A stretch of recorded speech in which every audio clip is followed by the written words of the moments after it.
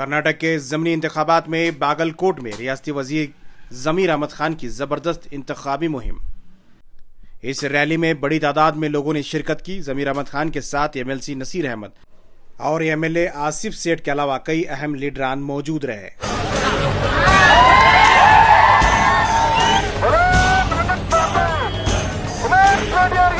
आपको बता दें, ज़मीर अहमद खान लगातार केरला के इलेक्शन में मसरूफ थे, स्टार कैंपेनर थे।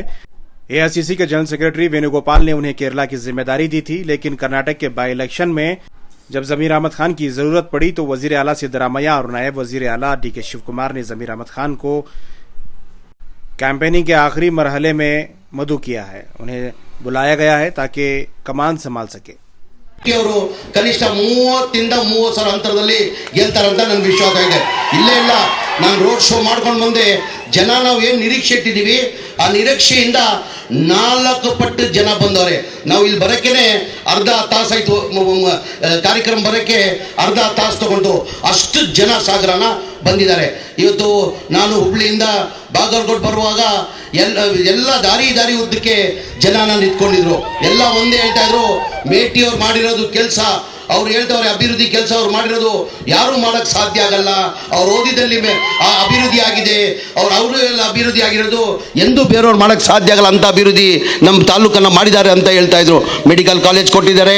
ಅದಕ್ಕಿಂತ ಹೆಚ್ಚಾಗಿ 2013ರಿಂದ 18ವರೆಗೂ ನಾನು ಬಂದಿರೋದು ಮಾಹಿತಿ ಜನ ಹೇಳಿರೋದು ಕನಿಷ್ಠ 3,500 ಕೋಟಿ ಅನುದಾನ ತಂದು ಅಷ್ಟು ಕೆಲಸನ ಮಾಡಿದಾರಂತ ಜನ ಹೇಳ್ತಾ ಇದ್ರು. ನಾವು ಯಾರು ನಿರೀಕ್ಷೆ ಇಟ್ಟಿಲ್ಲ, ಇಷ್ಟು ಬೇಗ ನಮ್ಮ ಬಿಟ್ಟು ಹೋಗ್ತಾರೆ ಅಂತ ಹೇಳ್ಬಿಟ್ಟು ನಾವು ಯಾರು ನಿರೀಕ್ಷೆ ಮಾಡಿಲ್ಲ.